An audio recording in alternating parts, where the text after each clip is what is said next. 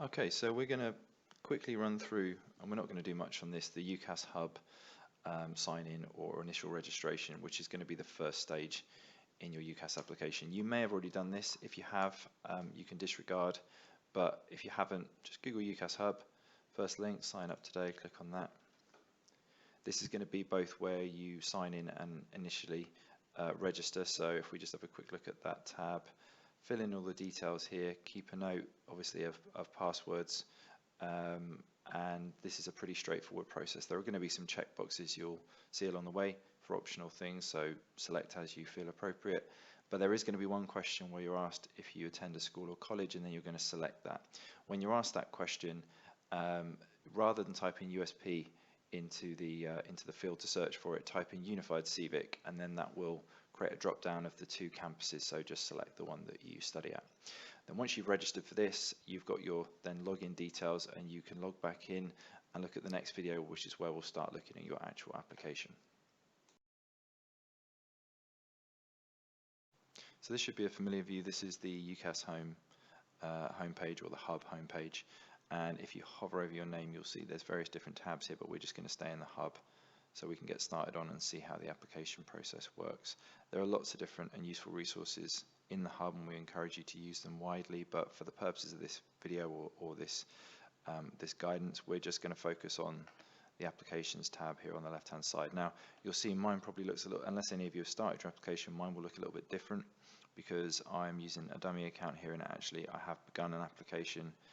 You probably have the word start written across this, and you'll want to click that. I'm going to click add application, and then this next screen will show us the same view. So it says here, what type of application would you like to make?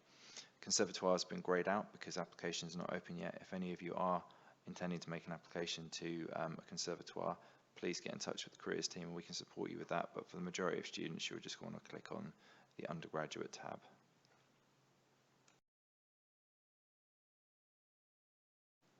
So this is the part of the application that actually links you to the college, and it's quite an important part because this is what allows us to view your application and then to check it for you. So link to a school, college, or centre using a buzzword. If you click continue, and here you'll enter the buzzword. Now this is something which is different for both campuses, so it's important that you put the right buzzword in for your campus. I'm going to put in the Palmer's one, which is Grays 22. If you were at the Civic campus, you'd be putting in Benfleet 22. So if we click on Save Buzzword, it's then going to confirm and show us what we're actually linking to. And you can see here, Unified Civic, Palmer's campus. Is this correct? Yes. And then it's going to ask you to link or select a group. What we would ask here is that if your tutor appears on the list, by all means choose your tutor. If they don't, please pick default group, which is what I'm going to do, and then save. And then you can see here now we have the application status, and we're going to go through the various stages in the next few videos.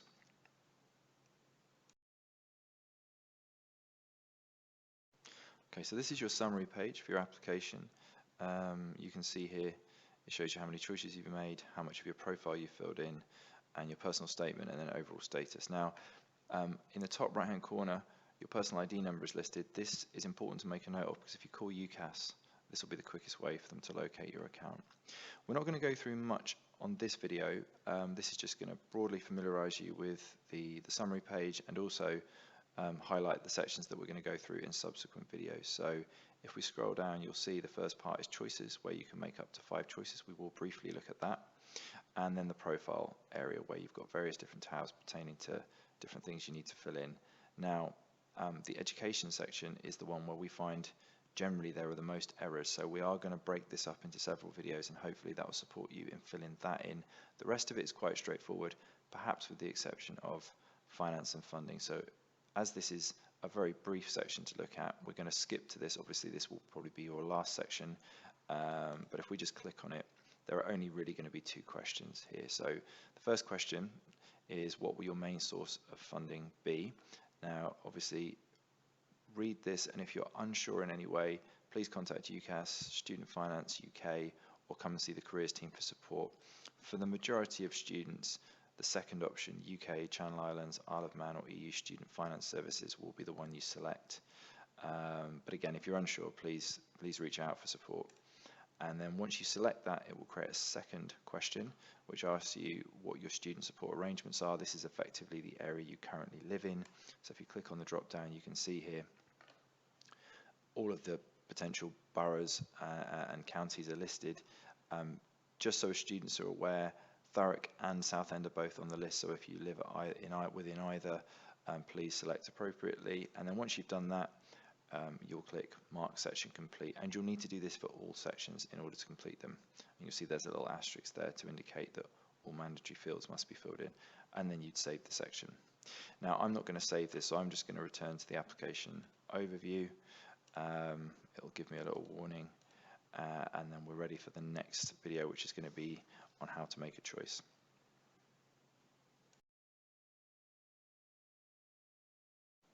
Okay, so this first section, adding a choice, this won't take very long to go through. There's not very much really to interact with here, but I just want to quickly say you can make up to 5 choices. You don't have to make 5 choices. You can make fewer, but we generally recommend that students use up all 5. So if we click on add a choice, you can see the first field is asking us for the name of the university. So in this example, I'm going to use Anglia Ruskin, and then the name of the course. I'm going to use accounting and finance as an example because, as you can see, and this is the first thing we wanted to flag up, there are 3 different choices here, or options here, and so just make sure that you select the right one.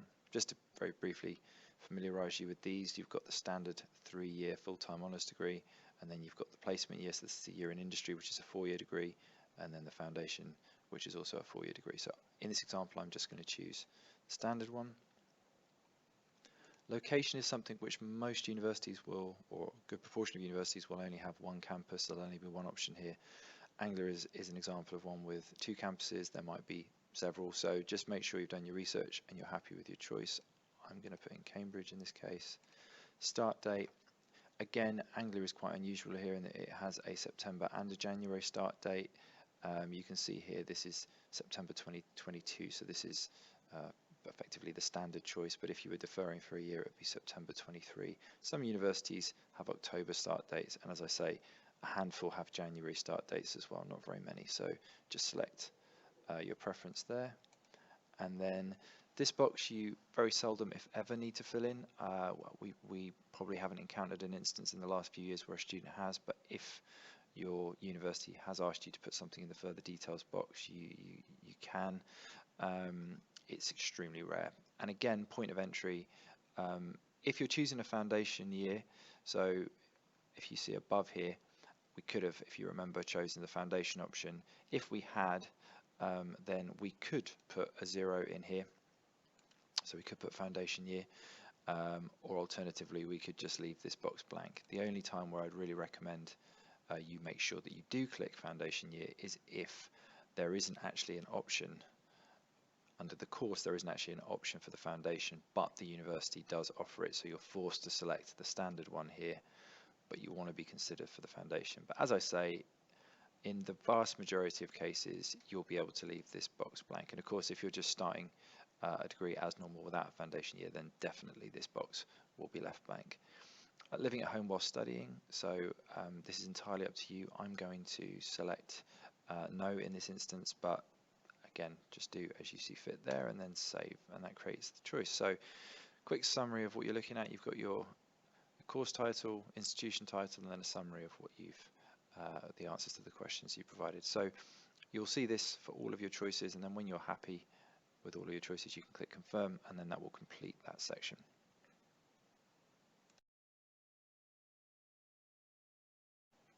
Okay, so this is going to be the biggest section that we go through, the education section, and for that reason we've subdivided it into 4 videos.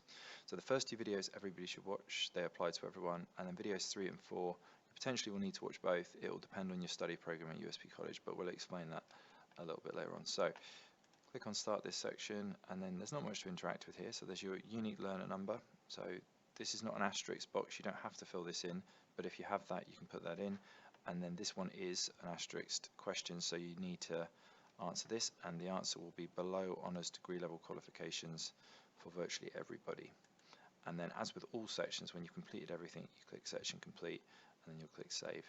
But if we go back up to the main part here, which is adding a place of education, so before we actually click on this and start going through how you do this, This section must be accurate. It must have every detail in of secondary education, so you're going to be putting in every institution attended. That might well just be one if you were there all the way from age of 11 through to the end of your GCSEs, or if you move schools, you'll need to add every institution in the correct dates, and of course you'll need to add USP College and the qualifications you've done and or have pending with us. So if we kick off, and we'll just quickly show you how to add an institution. So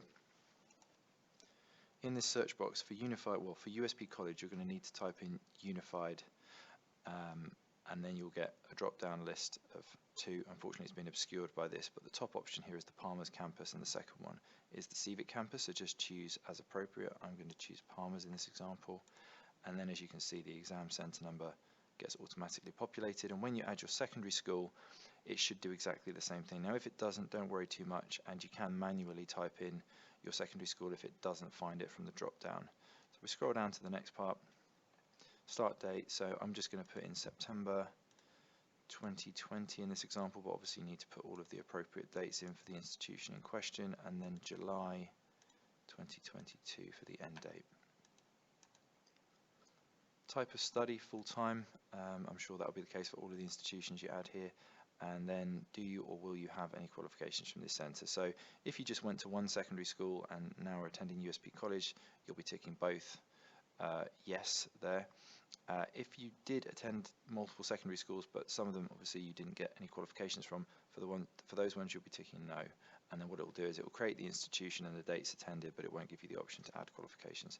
We're going to tick yes and then save, and then that generates, as you can see, an institution under which we can add qualifications.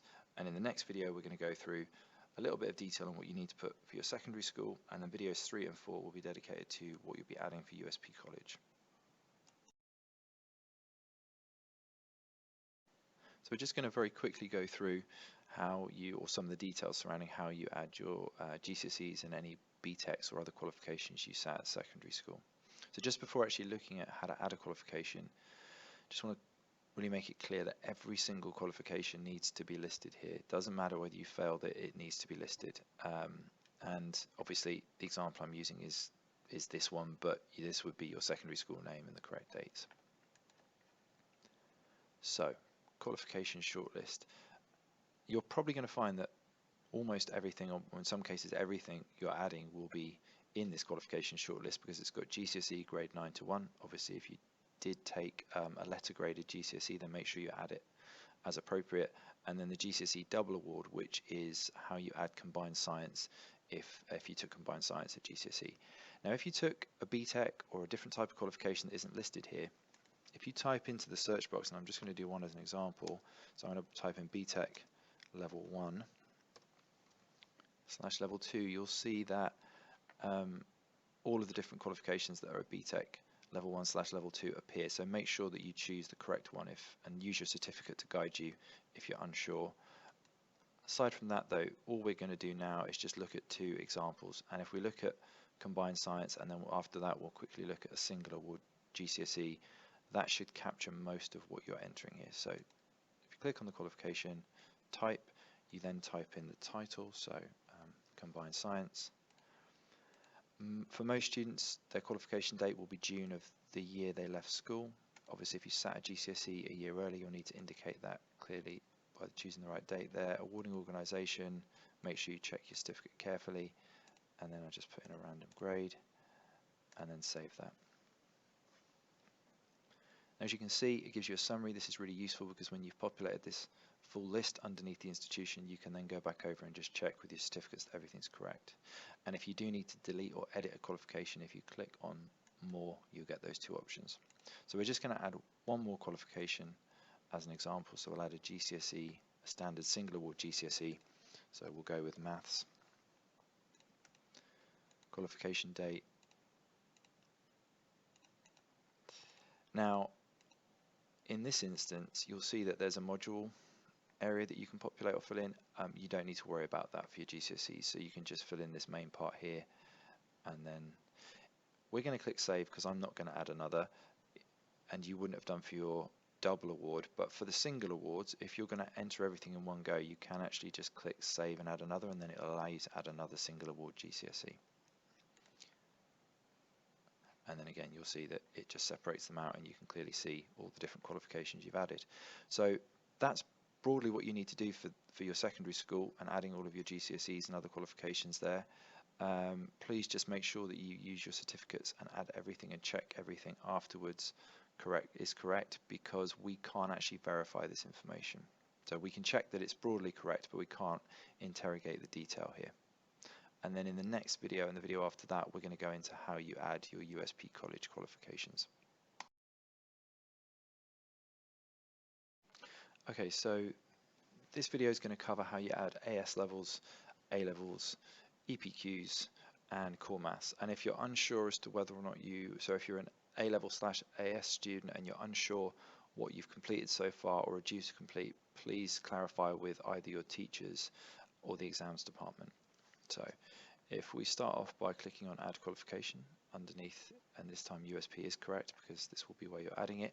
So before we actually start looking at the level 3 studies, please remember that if you are taking a GCSE, resitting a GCSE with us, you will need to add every attempt by clicking on GCSE grade 9 to 1 and then entering as appropriate the year, the awarding body, and the grade achieved. And if you've got a pending qualification, so if you're due to sit maths and English but haven't yet, then you'll add them as pending qualifications.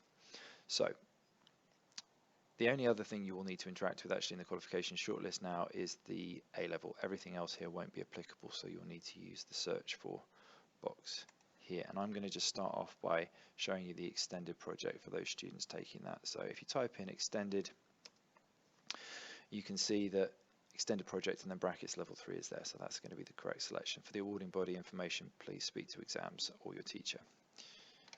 And now I'm just going to have a quick look at core maths. So if you type in core maths, the one you want to choose is AQA level 3 certificate of mathematical studies core maths. And if I actually just select that, you'll see here that it asks you for a title. You can just type core maths in there and obviously all of the other information. So I'll return to the education section so that we can have a quick look at how to add AS and A levels. So if you are a linear A level student, so you did not complete an AS level last year, then you will just be adding one of these. So if you click on GCE advanced level, you put the title of the qualification in here. Qualification date will be, in this case, in the future, so this is going to be June of the year you finish, which will be 2022. And then make sure you've checked with exams if you're not sure of your awarding organisation, and for grade you will select pending. Now that one's quite straightforward, but some students, actually a large portion of students, will have completed an AS level in their first year, and so those students will need to, if they've continued on to the A level, they will need to do as I just described and add that as a pending qualification. But in addition to that, they will also need to add their first year AS level qualification. So you need to go down to the search box, type in AS level, and then you will get a drop down, and if you choose this third one here that just says AS level, you'll be selecting your title. So I'm just going to type in English literature, and then for this one, your qualification date, you can put in June of the year that you completed it. Now, so that I'm able to save it, I'm actually going to have to go back into the past, otherwise it won't let me. But please ensure that you put the correct date down, which for most students will be 2021, but I'm going to put 2020 so that it allows me to save it. Again, if you're not sure of the awarding organisation, please check with your teacher. I'm just going to randomly guess AQA, that's probably not correct. And then grade, for this one you'll select what you achieved last year, and if you're not sure, please see the exams department. You don't need to put the modules in, so then you can just click save qualification. If you are adding another, you could say save and add another, but now I can just quickly show you GC Advanced Subsidiary in English Literature, and then it gives you the details there. So that is broadly speaking how you add those types of qualifications. Just to give you a summary of what you could end up looking at, so for those students who have completed 3 subsidiary advanced subsidiaries in the first year, they will have 3 separate entries of achieved grades and then all of the other details, the qualification date. Then they will also have, if they've continued each of those subjects into A level, 3 separate entries for pending A level qualifications. If you're unsure about any of this, please come and see the careers team and we can offer you some support.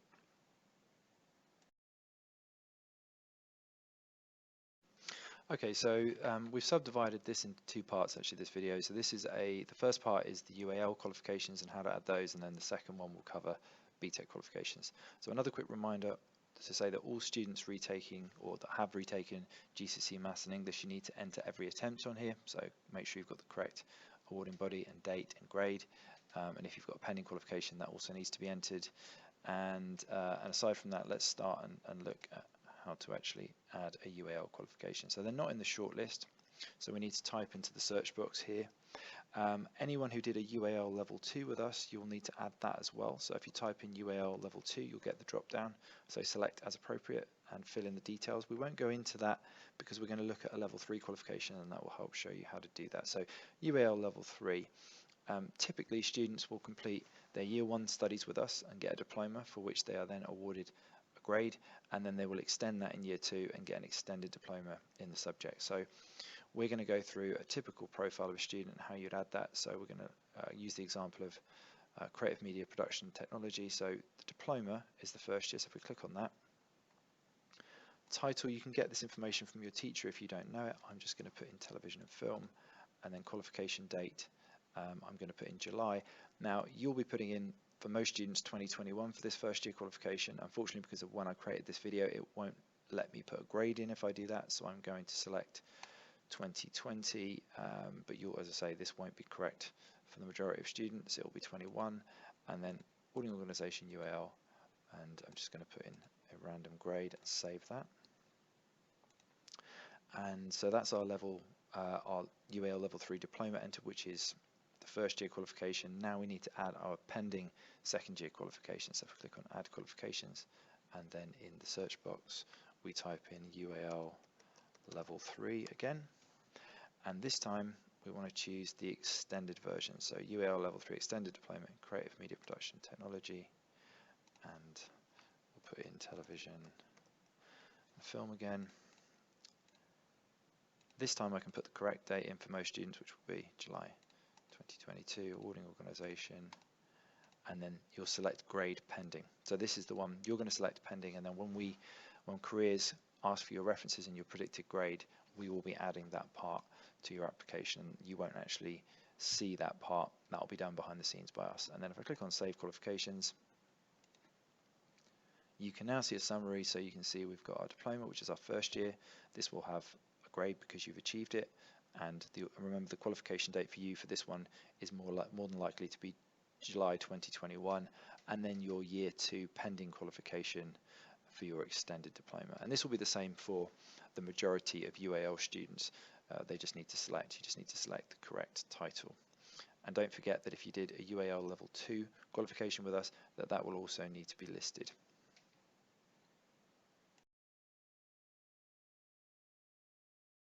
Okay, so I'm going to try and cover this section as quickly as I can without missing any really key detail, but we're going to go through how to add BTEC qualifications in the education section now. So just before we add one, reminder that all attempts at Maths and English GCSE must be added underneath USP College if you've done that with us, and so must your level 2 studies if you studied at level 2 with us. So if you did a level 2 BTEC, just search for it in here and then add that qualification with all the correct information surrounding it, dates, grades, etc. Now we're going to split this into, we're going to go through in detail one type of BTEC, and then we're going to really quickly go through the second type of potential BTEC, because much of the way it's added will be the same. So for students doing the BTEC extended diplomas with us, so the 3 A-level equivalent BTECs, you're going to need to split your entry on UCAS into 2. You're going to have for most students, if you're unsure of whether this applies to you, please come and see us, but for most students, you will have completed and received a grade for your first year, which was your foundation diploma, and then you'll be completing an extended diploma with us, which is your second year, and that's the one where you're going to put pending and we're going to add a predicted grade. So if we first look at how you add the foundation year, so if you type in foundation diploma into the search box and you choose the one that says Pearson's BTEC level 3 national foundation diploma, and then this one with 510 to 540 in brackets, you have to add a title. So in this example I'm just going to do applied science, Qualification date. Now, I really want to stress this. I'm going to be forced to save this qualification. I'm going to be forced to put July 2020 because of when I'm actually making this video, I need to make this date in the past in order to put a grade down. Otherwise, the system won't let me. For you, this is almost certainly going to be July 2021. So just remember that when you're seeing me put these dates in. For you, it's likely to be July 2021. So I'm just going to put that in there for now so that it lets me save it. Awarding organisation, Pearson, and grade. As I said, if I hadn't put that in, it wouldn't let me choose a grade and save here. And if you're not sure what your grade is, please check with exams or your teacher to confirm. And unfortunately, you will also need to add in all of your modules studied. So I'm just going to do one as an example, and then I can show you the process. So if I type in Principles and Applications of Science 1, qualification date will be the same as for all of these modules on this qualification, you will put the same date as your overall qualification date, which will be July of the year you finished, which in your case, as I said, is likely to be 2021. But I'm going to have to put July 2020 in this case to match up. And then you have to manually type in the grade that you achieved for the actual module. And if you're not sure what grade you achieved, please check with your teacher carefully both the title and the grade achieved. And then I'm not going to do this because I'm only adding one as an example to save it, but you will be able to just continue adding more modules until you put all of your first year entries in. We save, and then you can see a summary of the qualification there. That's your first year, that's achieved, and now we're going to add the second year. This is the pending qualification, and if we type into here extended diploma, you'll see from the drop down you want to choose the one that has that's titled Pearson's BTEC Level 3 National Extended Diploma 1080, and then very similar process to before. So you put in the overall qualification title, applied science, business, health and social care, etc., depending on your subject. Qualification date, this one I can put the correct date in for what will be the same as most of, or if not almost all of the students that are going to be putting their national extended diplomas in, which is 2022. It's going to let me do that because in the grade box in a minute I am going to put pending, which is what all students also need to do, so that we can then attach a reference with your predicted grade. And this is effectively what you're doing here, is by putting pending on the careers end, we're then able to attach a separate thing to your application which shows the universities what prediction you've been given for your overall qualification at the end of the second year. Unfortunately, you also need to put all your modules in for the second year. I'm just going to put an example in here of Principles and Applications of Science 2. So you just type in the title that the teachers have given you, or if you already know it, it should just then appear from the drop down. Qualification date, same as the first year, you put the overall qualification date for that qualification. So July 2022, and that'll be the same for all of these modules. The difference here though is that you don't need to put the grade in the grade box. You can leave this blank, and then obviously as before just click on add another module until you've added them all. So I'm going to save that just so you can quickly see the summary, and now you can see I've got my National Extended Diploma, which is my second year qualification, correctly dated, as will be the case for most of you. You would have a longer list of modules underneath here. As you can see, no grade listed for that one. And then the National Foundation, which is the first year, where we've got you would have almost certainly have 2021 as opposed to 2020 here, and then the difference being that all of your grades for that first year modules are listed as well. And then just before I'm going to really quickly run through, not very much detail on it, but the extended certificates which are applicable to students doing single A-level equivalent BTECs with us. You'll notice now that there is a field for your BTEC registration number. So what we need you to do, as soon as you add a BTEC, it creates this field. If you don't add a BTEC, you wouldn't have this. You need to go to exams, ask them for your BTEC registration number, and then you can put that in here. So I'm just going to really quickly, the process is very similar, so just show you how to add single A-level equivalent BTEC. So for those of you that are doing applied law, etc., you just need to search for a national, national certificate. You'll see that there is a one here that says Pearson's BTEC Level 3 National Certificate 180. Choose that. Everything else is exactly the same as we went through before. So title, qualification, date, awarding organisation, the actual grade you achieved, and then all of the modules, and you will need to type in the grades. Once you've done that, you add in your second year pending qualification, which is your National Extended Certificate. So if I type in National Extended, you want the one that says Pearson's BTEC Level 3 National Extended Certificate 360 in brackets. And then you just do exactly the same process that we described for the extended diploma. So it's basically the same as the first year, except the date is different. You're putting pending for the grade, and you're not having to put anything in the module grade boxes. You can just leave those blank. And that's essentially it. All we would say is, if you are at all unsure about any of this, please come and see the careers team, and we can offer you support with how you complete this part. So we're going to do a very quick summary now. You can see here the progress section. Well, I haven't really done very much, but by the time you're complete, this will say 100%, and then you'll be allowed to review and submit. You won't be allowed to pay and send until September when we return. So if you're watching this video and working on it prior to that, you'll be able to complete all the sections, but you won't actually be able to review and submit. When you do review and submit and you pay and send, it's going to come as far as the college, assuming you've used the buzzword to connect to your campus, and then we in the careers team will check your application over. If there are any errors, we'll send it back to you, tell you what you need to fix, and we'll also request your reference and predicted grades from teachers, and then we will add that to your application where you've put pending for those pending qualifications. And that's really it.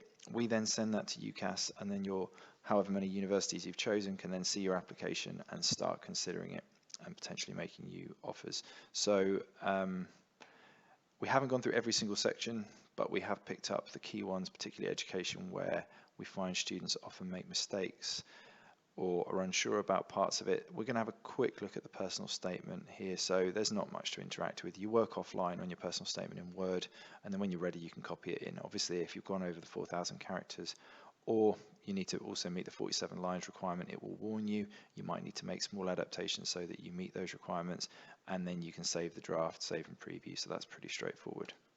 Okay, so as I said, we didn't go through everything, so if you do have a question about anything we didn't go through, please come and see the careers team at either campus, or you can send us an email at careers@uspcollege.ac.uk, and one of the team will pick it up and get back to you as soon as possible.